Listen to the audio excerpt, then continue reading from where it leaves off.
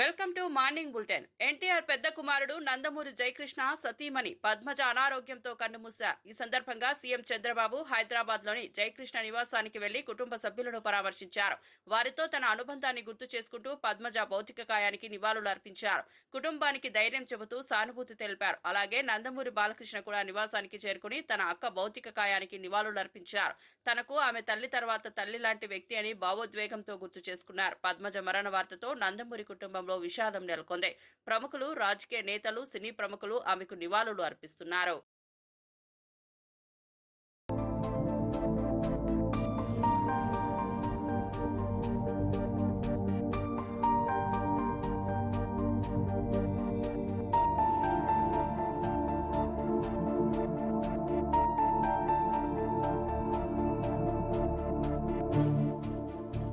అందరికీ నమస్కారాలు. ఈరోజు మా కుటుంబంలో అందరికంటే ఇదిగా ఉండే జయకృష్ణ గారి సతీమణి పద్మజ గారు చనిపోవడం చాలా బాధాకరం. ఇది కుటుంబానికే చాలా తీరని లోటు. నాకు పెళ్లిగా కొనుప్పటి నుంచి జయకృష్ణ గారితో అదే మరిగా ఆవిడతో పరిచయం ఉండేది. మా పెళ్లి విషయంలో కూడా వీరే పెద్దగా ఉండి కూడా అన్నీ చూసుకున్నారు. ఇంట్లో కూడా అందరూ యంగ్స్టర్స్గా ఉంటే మా అత్తగారి తర్వాత ఆవిడే పెద్దరికం చేస్తూ అందరినీ ఏ విధంగా అన్ని విషయాలు చూసుకోవాలని చూసుకుంటూ వచ్చారు.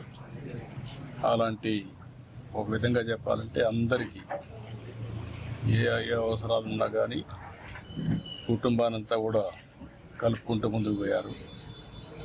ఇటీవల కాలంలో ఆవిడికి సుస్థి కావడం, అనారోగ్యం కావడం, దాంతో ఈరోజు తెల్లవారితో చనిపోవడం చాలా బాధేస్తుంది. బావగారికి అయితే ప్రగాఢమైనటువంటి సంఘీభావాన్ని, సానుభూతి తెలియజేస్తూ దేవుడు ఆయనకి అన్ని విషయాల్లో ముందుండాలని కోరుకుంటున్నాను. మేమందరం అండగా ఉంటాం, ధైర్యంగా ఉంటాడు.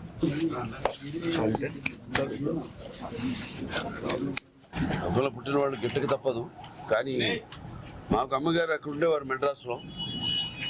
నాన్నగారు అప్పుడు అక్కడ మెడ్రాస్లో ఉండేవారు షూటింగ్ నిమిత్తం. ఎప్పుడైనా చుట్టూ చూపున వచ్చి వెళ్తూ ఉండేవాళ్ళు.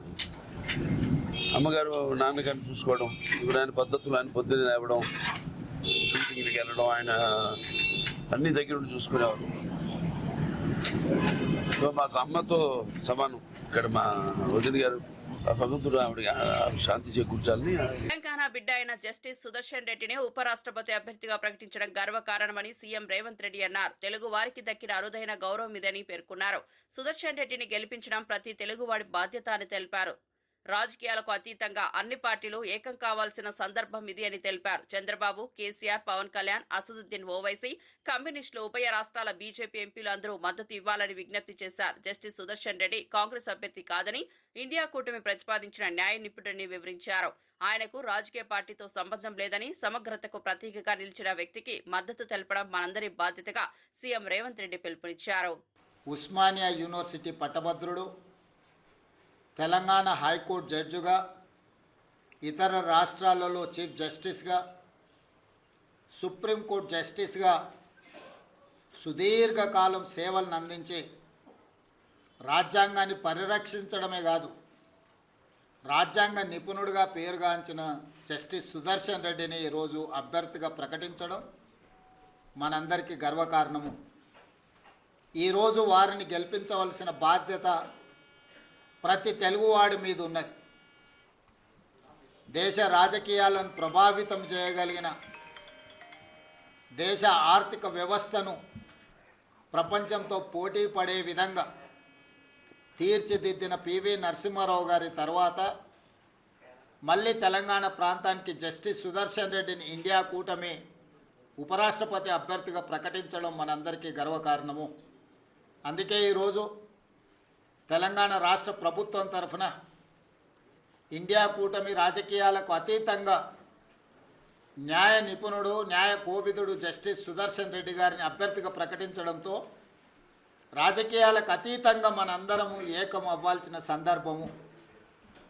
అందుకే ఈరోజు Telugu Desam party, YSR party, BRS party, MIM party, అదేవిధంగా ఉభయ రాష్ట్రాలలో ఉన్న బీజేపీ రాజ్యసభ, లోక్సభ మెంబర్స్కు కూడా విజ్ఞప్తి చేస్తున్నా, తెలుగువాడికి దక్కిన గౌరవం జస్టిస్ సుదర్శన్ రెడ్డి ఉపరాష్ట్రపతి అభ్యర్థిగా ప్రకటించడం.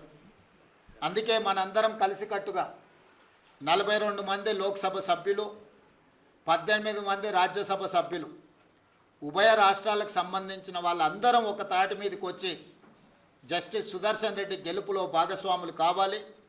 జస్టిస్ సుదర్శన్ రెడ్డిని గెలిపించవలసిన బాధ్యత మన అందరి మీద ఉన్నది. కాబట్టి చంద్రబాబు నాయుడు గారిని, చంద్రశేఖరరావు గారిని, వైఎస్ జగన్మోహన్ రెడ్డి గారిని, జనసేన అధ్యక్షుడు పవన్ కళ్యాణ్ గారిని, ఎంఐఎం పార్టీ అధ్యక్షుడు అసదుద్దీన్ ఓవైసీ గారిని, అదేవిధంగా ఉభయ కమ్యూనిస్టు పార్టీలు ఈ రాష్ట్రాల నుంచి ప్రాతినిధ్యం లేకపోయినా ఇతర రాష్ట్రాలలో కమ్యూనిస్టు ప్రాతినిధ్యం ఉన్నది కాబట్టి ఆయా పార్టీలను కూడా తెలుగు వాళ్ళుగా మన వాళ్ళు సంప్రదించి మద్దతు కూడగట్టి జస్టిస్ సుదర్శన్ రెడ్డి గారి గెలుపు కోసం పని చేయాలి. జస్టిస్ సుదర్శన్ రెడ్డి గారి గెలవడము ఇప్పుడు అవసరం. ఎందుకంటే రాజ్యాంగాన్ని పరిరక్షించాలంటే న్యాయ నిపుణులు, న్యాయ కోవిదులు రాజ్యాంగాన్ని ప్రజలకు ఆ స్ఫూర్తిని అందించడానికి ఉపరాష్ట్రపతిగా ఉంటే ఇది దేశ ప్రజలకు ప్రయోజనం చేకూరుతుంది, ప్రజాస్వామ్యం కాపాడబడుతుంది. అందుకే ప్రజాస్వామ్యాన్ని పరిరక్షించడానికి రాజకీయాలకు అతీతంగా మనందరం ఏకమై జస్టిస్ సుదర్శన్ రెడ్డి గారిని గెలిపించాల్సిన అవసరం ఉంది. వారికి మద్దతు ఇవ్వవలసిందిగా ఉభయ తెలుగు రాష్ట్రాలలో ఉన్న రాజకీయ పార్టీలను, వాటి నాయకత్వాన్ని ఈరోజు తెలంగాణ కాంగ్రెస్ పార్టీ తరఫున, మంత్రివర్గం తరఫున వారందరూ కూడా నేను విజ్ఞప్తి చేస్తున్నా. కాళేశ్వరం కమిషన్ పై బీఆర్ఎస్ హైకోర్టుకు వెళ్లడం చట్టబద్ధంగా ఏర్పాటైన కమిషన్ అవమానించినట్లేనని ఎమ్మెల్సీ అద్దంకి దయాకర్ అన్నారు. అవినీతి అక్రమాలు బయటపడిన తర్వాత కోర్టుకు వెళ్లి ఏదో మారుతుందని అనుకోవడం బీఆర్ఎస్ భ్రమ అని పేర్కొన్నారు. ప్రజలను మభ్యపెట్టడానికే కేసీఆర్ హైకోర్టుకు వెళ్లారని దయాకర్ విమర్శించారు. ప్రభుత్వం చేసిన చర్యలు న్యాయసమ్మతమేనని, హైకోర్టైనా సుప్రీంకోర్టైనా ప్రభుత్వం వైపు నిలుస్తుందని ఆయన ధైర్యంగా తెలిపారు.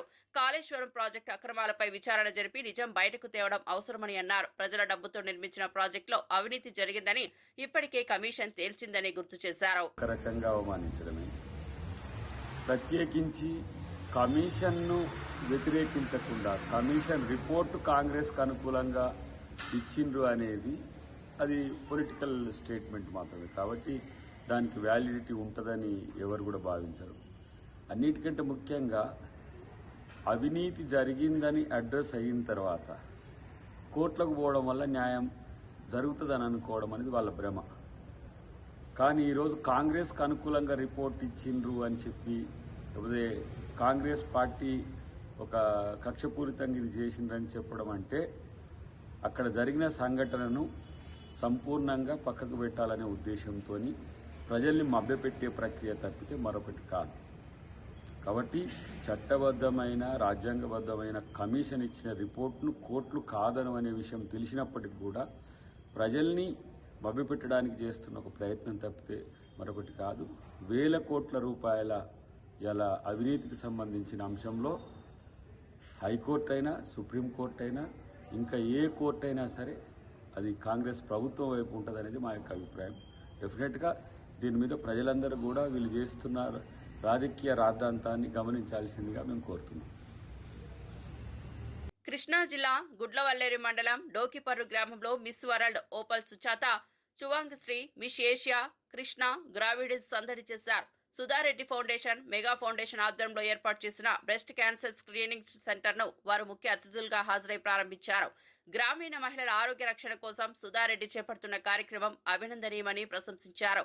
మహిళలు ఆరోగ్యాన్ని కాపాడుకోవడానికి ఇలాంటి సెంటర్లు ఎంతో ఉపయోగకరమని చెప్పారు. అనంతరం తోట్లవల్లూరు మండలం యాకమూరు గ్రామానికి వెళ్లి మెగా ఇంజనీరింగ్ అధినేత కృష్ణారెడ్డి ఇంటికి చేరుకుని కుటుంబ సభ్యులతో ముచ్చటించారు. ఈ సందర్భంతో ప్రాంతీయులు సంతోషం వ్యక్తం చేశారు. స్థానిక మహిళలు పెద్ద సంఖ్యలో హాజరై ఈ కార్యక్రమాన్ని విజయవంతం చేశారు.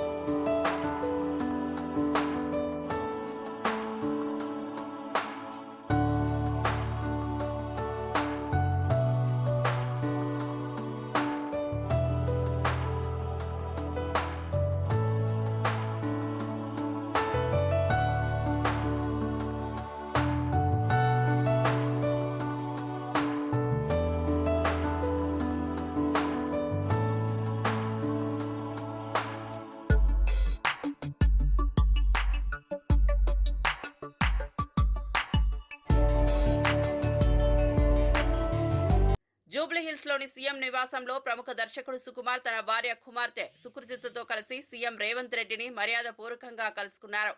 గాంధీ తాత చెట్టు చిత్రానికి ఉత్తమ బాలనటిగా జాతీయ అవార్డు అందుకున్న సుకృతిని సీఎం అభినందించి సన్మానించారు. ఈ కార్యక్రమంలో నిర్మాత యలమంచిలి రవిశంకర్ కూడా పాల్గొన్నారు.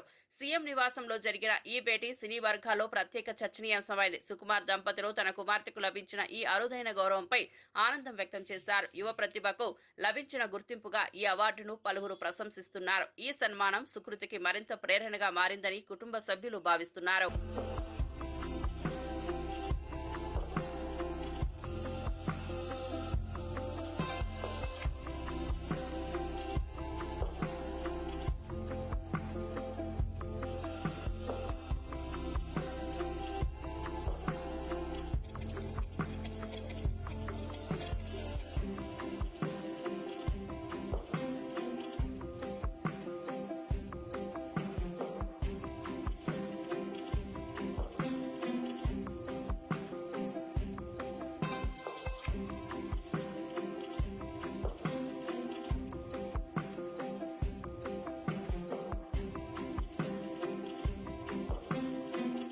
బొబ్బిలి మండలం కొత్తబట్టి వలస గ్రామానికి చెందిన సీదరపు గౌరవమ్మకు రోడ్డు సౌకర్యం లేక ఆసుపత్రికి డోలీ మూతపై తరలించాల్సిన పరిస్థితి ఏర్పడింది. గిరిజనుల అభివృద్ధి కోసం 100 కోట్లు ఖర్చు చేస్తున్నారని ప్రభుత్వం చెబుతున్నా వాస్తవం మాత్రం భిన్నంగా ఉందని గ్రామస్తులు ఆవేదన వ్యక్తం చేస్తున్నారు. రోడ్డు సౌకర్యం లేక ప్రాణాలు సైతం ప్రమాదంలో పడుతున్నాయని పేర్కొన్నారు. కొత్తబట్టి వలసతో పాటు సమీపంలోని పలు గిరిజన గ్రామాలకు రోడ్డు సౌకర్యం తక్షణమే కల్పించాలని గిరిజన సంఘాలు డిమాండ్ చేశాయి. లేదంటే భవిష్యత్తులో ఆందోళనకు దిగుతామని హెచ్చరించారు. ప్రగతిశీల మహిళా సంఘం, అఖిల భారత రైతు కూలీ సంఘం నాయకులు కూడా ఈ విషయంపై అధికారులకు చర్యలు తీసుకోవాలని కోరారు. ఈ సంఘటన గిరిజన ప్రాంతాల దయనీయ పరిస్థితిని మరోసారి వెలుగులోకి తెచ్చింది.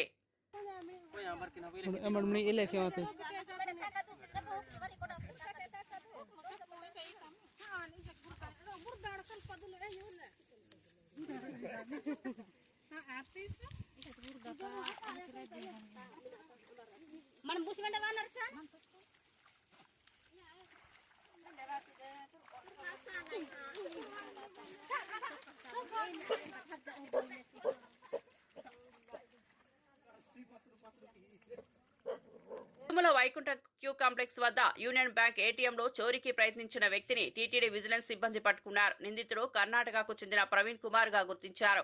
సీసీ కెమెరా వైర్లను కట్ చేయడానికి ప్రయత్నిస్తుండగా పట్టుబడ్డారు. వెంటనే అతన్ని పోలీసులకు అప్పగించారు. ప్రాథమిక విచారణలో ప్రవీణ్ మానసిక పరిస్థితి సరిగా లేదని తెలిసిందే. ఏటీఎంలో ఎలాంటి నష్టం జరగలేదని పోలీసులు వెల్లడించారు. తిరుమలలో ఇలాంటి సంఘటనలు జరగకుండా భద్రతను మరింత బలోపేతం చేస్తున్నట్లు అధికారులు తెలిపారు. భక్తుల భద్రతకు ప్రాధాన్యత ఇస్తున్నామని టీటీడీ విజిలెన్స్ స్పష్టం చేసింది. ఈ ఘటన భక్తుల్లో ఆసక్తిని రేపింది.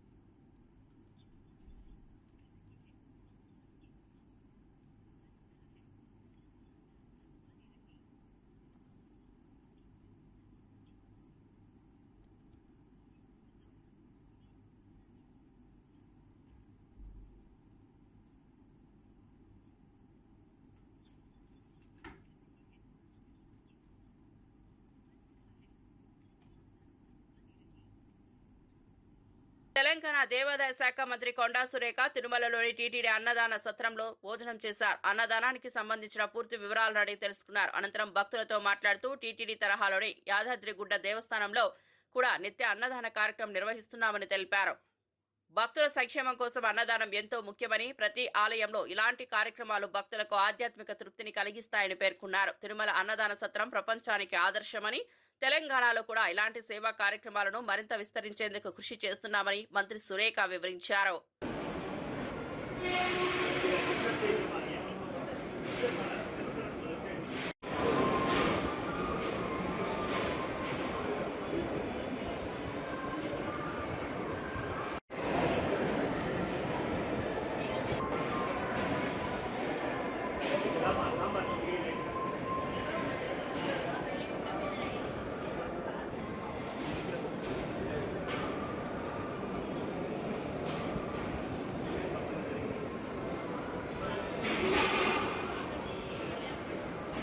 విశాఖ స్టీల్ ప్లాంట్ విషయంలో తమ చిత్తశుద్ధిని ఎవరూ ప్రశ్నించలేరని మంత్రి నాదెండ్ల మనోహర్ స్పష్టం చేశారు. స్టీల్ ప్లాంట్ ప్రైవేటీకరణ కాకుండా చూడాలని అందరికంటే ముందే కేంద్ర హోంమంత్రి అమిత్ షాను పవన్ కళ్యాణ్ కలిశారని గుర్తు చేశారు. అప్పట్లో ఈ అంశంపై జగన్ ఒక్క మాట కూడా మాట్లాడలేదని ఆయన విమర్శించారు.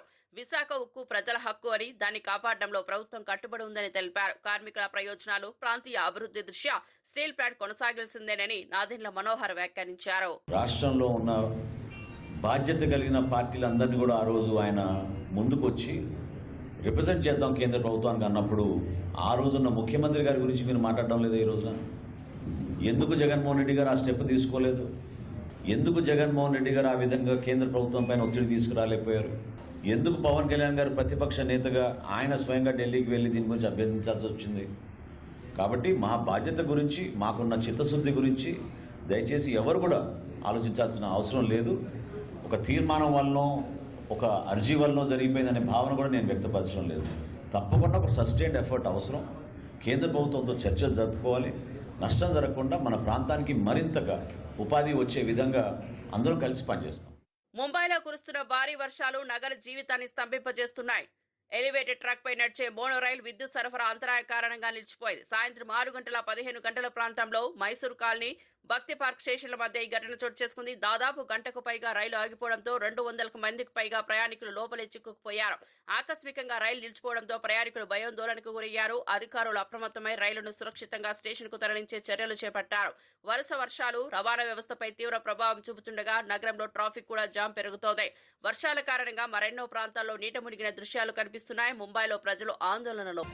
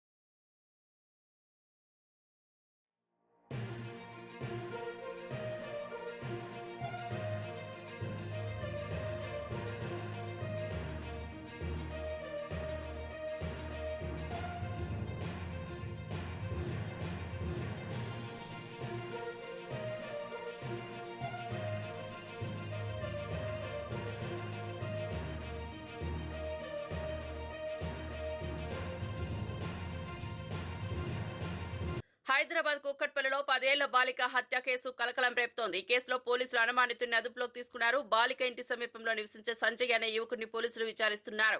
బాలిక ఇంటి వద్దే సంజయ్ తిరుగుతున్నట్లు గుర్తించారనే సమాచారం. దీంతో అతడిపై అనుమానాలు వ్యక్తం కావడంతో ప్రశ్నిస్తున్నారు. బాలిక తల్లిదండ్రులు ఇద్దరు ఇంట్లో లేని సమయంలో ఈ దారుణం చోటు చేసుకుంది. మధ్యాహ్నం సమయంలో ఇంటికి వచ్చిన తండ్రి తన కుమార్తె విగత జీవితగా పడి ఉండడం గమనించారు. ఈ సంఘటనతో ప్రాంతంలో విషాద ఛాయలు అలుముకున్నాయి. పోలీసులు కేసును సీరియస్ గా తీసుకుని దర్యాప్తు వేగవంతం చేశారు.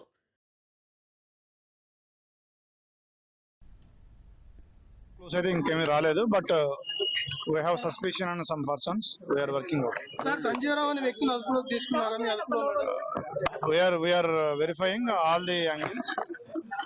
అన్ని రకాలుగా చూస్తున్నాము. సీసీ ఫుటేజ్ కానీ, టెక్నికల్ ఎవిడెన్స్ కానీ అన్ని చూస్తున్నాము. ఏ కోణంలో జరిగిందో కూడా విచారణ. సార్ సీసీ ఫుటేజ్ ఎన్ని సీసీ కెమెరాలు పరిశీలించారు? అసలు సీసీ కెమెరాస్ ఉన్నాయి. ఆ ఫుటేజ్ కూడా చూస్తున్నాము. We will do it. ఈ సంజీవరావుని అదుపులోకి తీసుకున్నారని చెప్తున్నారు సార్. అది అదుపు కాదు, బట్ అనుమానితుల్ని విచారిస్తున్నాము. అదుపులోకి ఎవరిని తీసుకోలేదు, బట్ అనుమానితులు ఉన్నారు. ఒక 2-3 వాళ్ళందరినీ కూడా విచారిస్తున్నాం.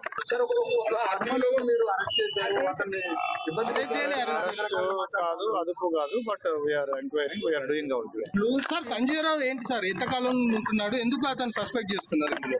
So we are verifying in all aspects, all angles.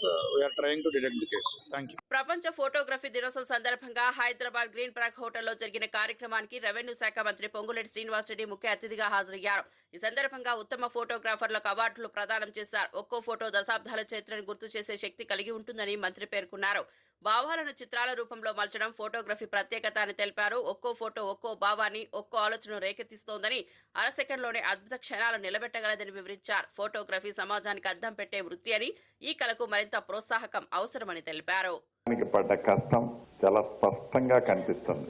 Natural గా మనం కొన్ని ఫోటోలు తీస్తారు మన వాళ్ళు, కరెక్ట్ గా ఆ ఫ్యాక్షన్ ఆఫ్ సెకండ్ లో తీసిన పిక్చర్ వచ్చే ఆ ఫోటో చాలా అద్భుతంగా మెమరబుల్ గా కొన్ని పిక్చర్స్ చూశాయి.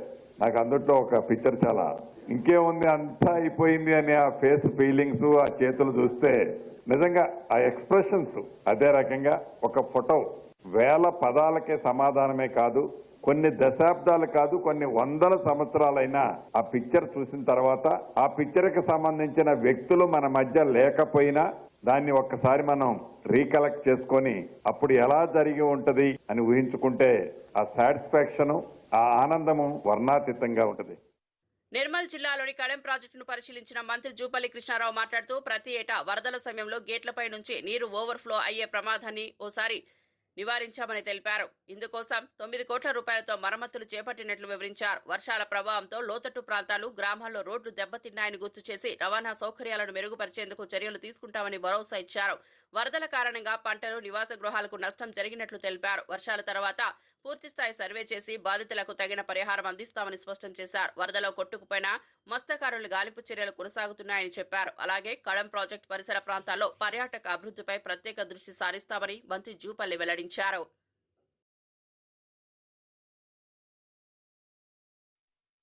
ఈ కడెం డ్యాంకు సంబంధించి గతంలో 2 సంవత్సరాల్లో ఈ వరద ఉధృతికి కడెం డ్యామ్ ఓవర్ఫ్లో అయి పైనుంచి వాటరు సుమారుగా 1,02,000 క్యూసెక్స్ వాటర్ ఓవర్ఫ్లో అయిన కారణంగా డ్యామేజ్ అయిపోయింది. ఎందుకంటే గేట్లు పనిచేసి 2 సంవత్సరాలు అవి పట్టించుకోని కారణంగా, అంటే గడిచిన టేజ్లో పట్టించుకోని కారణంగా అవి టోటల్గా రస్ట్ వచ్చేసి స్ట్రక్ అయిపోయి పూర్తిగా మొరాయించిన కారణంగా అవి ఓవర్ఫ్లో అయిపోయింది.